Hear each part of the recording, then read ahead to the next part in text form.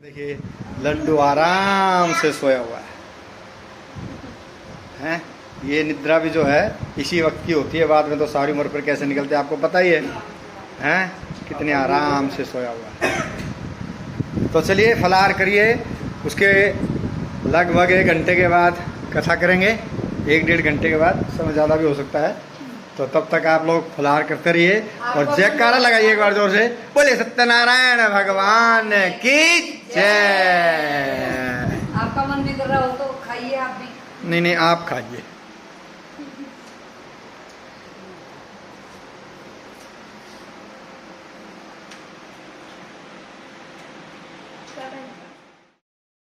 इत्यादि देकर मूर्छित तो जमीन पर गिर पड़ा। फिर मूर्छा खुलने पर बहुत ही दुखी होकर चिंतातुर होकर रोने लगा। उस समय उसके दामाद ने कहा कि आप शोक न करें, यह दंडी का श्राप है, अतः दंडी कुछ कर सकते हैं, इसलिए उनकी शरण में चलना चाहिए, तभी हमारी मनोकामना पूर्ण होगी। दामाद के वचन सुनकर के वैश्य दंडी के पास पहुंचा और दंडी को देख करके अत्यंत भक्तिभाव से आदर पूर्वक नमस्कार करके बोला। क्या बोला कि मैंने आपसे असत्य वचन कहे थे, मेरे उस अपराध को क्षमा करो।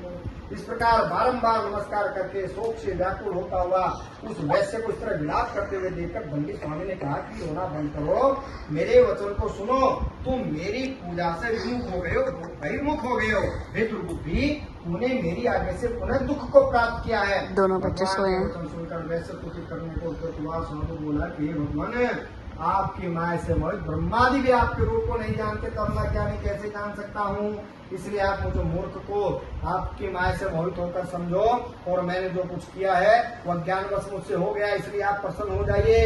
मैं ऐश्वर्य के अनुसार, अपनी क्षमता के अनुसार आपकी पूजा करूंगा। मुझ शरणागत की रक्षा करो और पहले के समान लोका में धन भर दो।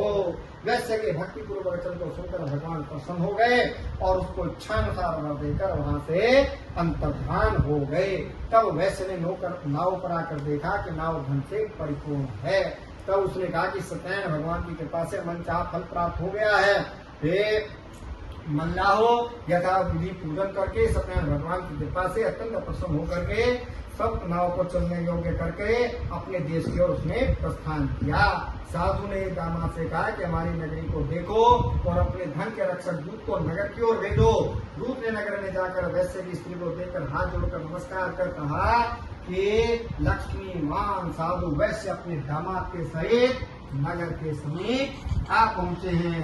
दूत के ऐसे वचन सुनकर वैश्य की स्त्री बहुत प्रसन्न हुई और सत्यनारायण की पूजा करती हुई अपने पुत्री से बोली, ज्यादा लाइक्स मिलेंगे, मैं अपने पति के दर्शन को जा रही हूँ, तू भी कार्य सिद्ध पूर्ण करके अपने मन को शांत करके पहुँच चली आना।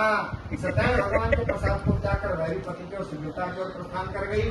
इससे सत्यनारायण भगवान ने क्रोधित होकर के उसके पति को धन और नाव सहित पानी में डुबो दिया। कलावती अपने पति को न देखकर अत्यंत शोक करने लगी और शोक करते करते भूमि पर जा पड़ी। नौका को डूबा और कन्या को रोता हुआ देख करके वैश्य ने भयातुर होकर के अत्यंत आश्चर्य करते हुए सारे मल्लाहों से कहा कि नाव अभी तो ठीक ठाक थी, ये नाव कहाँ एकदम पानी में विलीन हो गई है।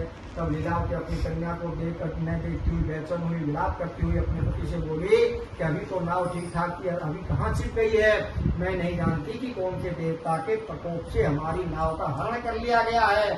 सत्यनारायण भगवान के महात्म्य को कौन जान सकता है। ऐसा कहकर वह स्वजनों के साथ अत्यंत विलाप करने लगी। लीलावती अपनी कन्या को न देखकर, कलावती जो है अपने पति को न देख करके रोती हुई खड़ा हो लेकर के सती होने का उसने निश्चय किया। कन्या का ऐसा विचार देखकर वैश्य और उसकी स्त्री अत्यंत शोक से पीड़ित हो चिंता करने लगे। सत्यनारायण भगवान ने नौका को हर लिया है अथवा मैं उनकी पूजा करूंगा। हे प्रभु, ऐसा मेरा मनोरथ सबको बुला करके उसने कहा। ऐसा कह करके दंड के समान बार बार भूमि पर गिरकर भगवान सत्यनारायण को प्रणाम करने लगा। तब दिनों के पालन करने वाले भगवान प्रसन्न हुए, दया से पूर्ण होकर के साधु से बोले कि तेरी कन्या प्रसाद को त्याग करके अपने पति के दर्शन करने को चली आई है, इसलिए इसका पति अदृश्य हुआ है।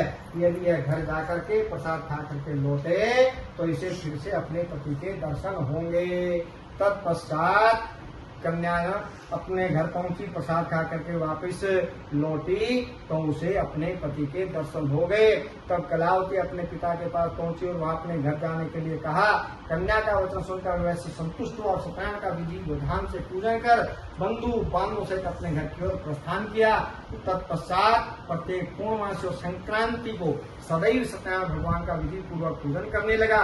अंत में इस लोक में शुद्ध होकर मरने के पश्चात वैष्णव लोक को प्राप्त हुआ, वैकुंठ लोक को चला गया। बोले श्री सत्यनारायण भगवान की जय। नारायण नारायण नारायण श्रीमन नारायण नारायण नारायण